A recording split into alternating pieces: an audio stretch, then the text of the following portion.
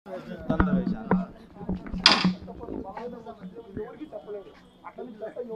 చేయొద్దని కూడా ఎవరికి చెప్పలేదు.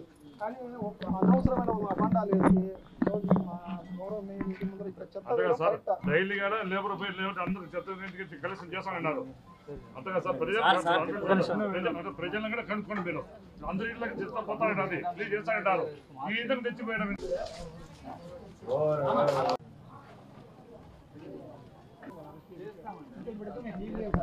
వాళ్ళని అరెస్ట్ చేయండి సార్. వాళ్ళు అరెస్ట్ చేసి స్టేషన్ సార్.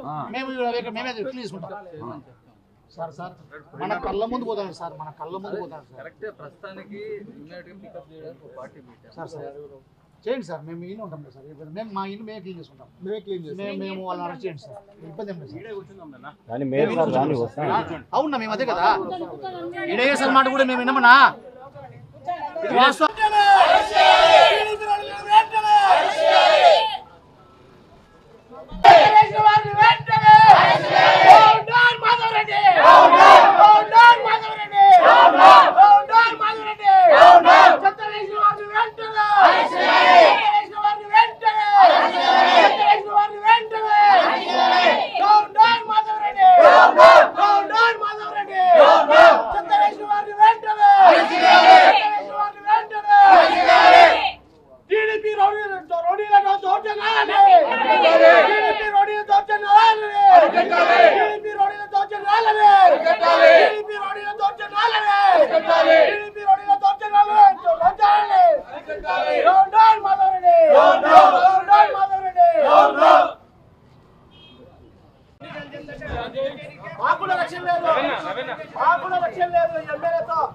మమ్మల్ని కూడా చంపేదానికి సిద్ధమా?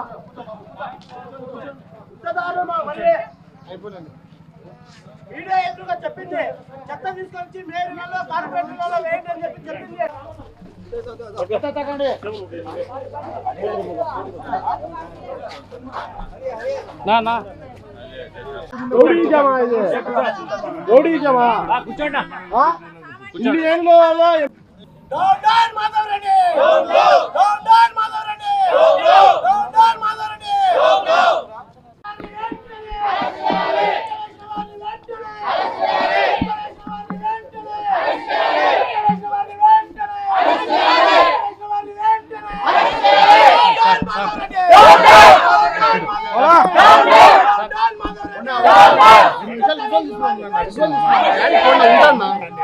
ఒక్క నిమిషం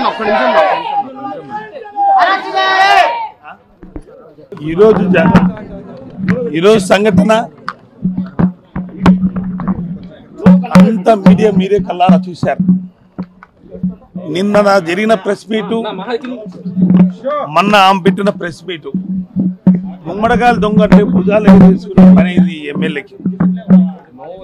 నిజంగా ఓ నియంతలాగా వివరిస్తాను. వచ్చి 3 నెలలు వల్ల ఈ రాష్ట్రంలో అరాచకాల పాలన, దౌర్జన్యకరణ పాలన జరుగుతుంది. అంటే మాకు ఓటు వేస్తే ఈ విధంగా ఉంటుంది, మాకు ఓటు వేయకుంటే ఈ విధంగా ఉంటుంది. ఒక నియంతలాగా చంద్రబాబు నాయుడు రెడ్ బుక్ లాగా లోకేష్ ఎన్ని తెలిసి రాష్ట్రంలో నియంతలాగా వివరిస్తారు. నిజంగా ఈ సంఘటన మీరందరికీ తెలిసిన విషయమే. కూతవేటులో ఒక 300 మీటర్ల పోలీస్ స్టేషన్ ఉంది. 300 మీటర్ల పోలీస్ స్టేషన్లో ఉన్నా కానీ ఇక్కడ ఇంత అరాచకంగా మా ఇంటి దగ్గరకు వచ్చి చేశారంటే ఎవరు లేని టైంలో పోలీస్ వ్యవస్థ ఏం చేస్తుంది? ఈ ప్రభుత్వం లా అండర్ ఉందా?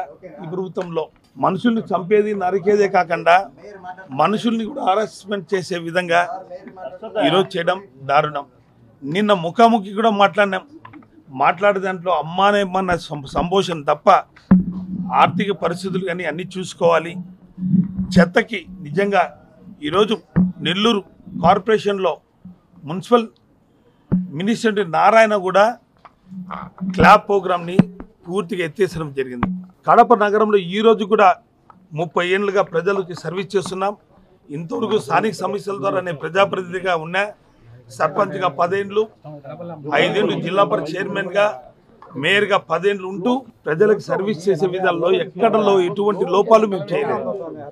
ఇప్పటికీ 73 వెహికల్స్, మా కార్పొరేషన్ వెహికల్స్, 570 మంది స్టాఫ్తో నిత్యం కడప నగరంలో ఎప్పుడు క్లీన్ అండ్ గ్రీన్గా ఉంచే మేము మాజీ ముఖ్యమంత్రులు క్లాప్ ప్రోగ్రాం పెట్టా కానీ ఆ ప్రోగ్రాంని చెత్త నా కొడుకు, చెత్త ముఖ్యమంత్రి, చెత్తకు పన్ను వసూలు చేస్తాను అన్నా కూడా ఈరోజు 3 నెలల నుంచి క్లాప్ ప్రోగ్రాం ఆటోలు తిప్పుతూ ఆర్థిక పరిస్థితుల విధానాలు చూసుకోవాలి, మా రాష్ట్ర మా కార్పొరేషన్ ఇన్కమ్ ఎంత, మేము ఎంత శానిటేషన్ ఖర్చు పెడుతున్నామనే వివరణ ఇచ్చేదానికి నిన్న ప్రెస్ మీట్ పెడితే దాని ముందు రోజు ఇంట్లో కూర్చొని మేయర్ ఇంట్లో చెత్త వేయండి అని చెప్తారు. ఈడ చెత్త వేసేదానికి ఎవరు రాలే, కేవలం తెలుగుదేశం కార్యకర్తలు, తెలుగుదేశం పందికొక్కులు వీడికి ఇంటి దగ్గరకు వచ్చాయి తప్ప ఈ విధంగా చేయడం. మేము చేయాలంటే దిగజారిపోయినామంటే మేము కూడా సంస్కృతి ఎలా ఉంటుంది మీరు కొద్దిగా ఆలోచన చేయాలి. అంటే కడప ప్రశాంతంగా ఉన్న ఊరిని ఇప్పటి నుంచి 3 నెలల నుంచి మనం చూస్తున్నాం.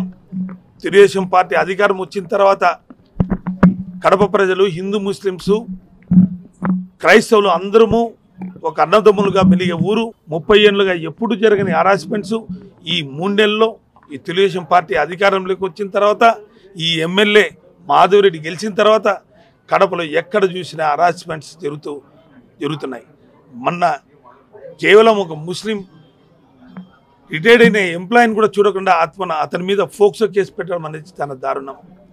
ఈరోజు మా ఇంటి ముందర చెత్త వేసిన వాళ్ళు కూతవేటలో పోలీస్ స్టేషన్ ఉన్నా పోలీసులు కూడా తెలియకుండా మా ఇంటి ముందుకు వచ్చారంటే వాళ్ళ పోలీసులు తెలిసి జరిగిందని మేము అనుకోవాలన్నా, పోలీసులు తెలియకుండా జరిగింది అనుకోవాలన్నా. పూర్తిగా ఈ వ్యవస్థలో పూర్తిగా హత్యా రాజకీయాలు, హింసా రాజకీయాలు, దౌర్జన్య కాండాలు ఈ తెలుగుదేశం పార్టీ చేస్తున్న నిదర్శనం మీ కల్లార పత్రికా విలేకరులు అందరూ కూడా చూశారు.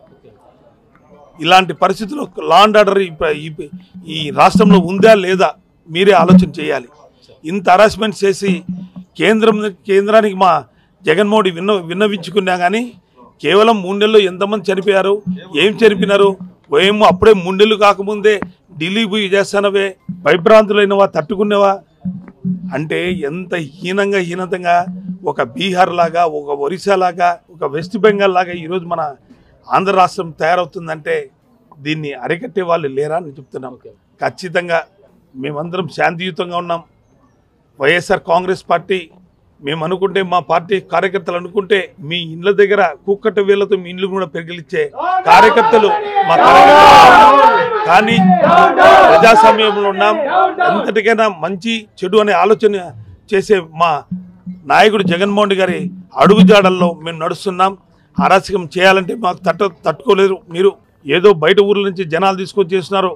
చేసిన వాళ్ళని ఇమ్మీడియట్గా అరెస్ట్ చేయాలని, వాళ్ళ మీద మా ఇంటి ముందర చేసిన హరాస్మెంట్స్కి ఖచ్చితంగా వాళ్ళని అరెస్ట్ చేసేందుకు మేము వదిలిపెట్టమని, అంతవరకు పోలీస్ స్టేషన్ కాడ మేము ధర్నా చేస్తామని కూడా మేము తెలియజేసుకుంటాం.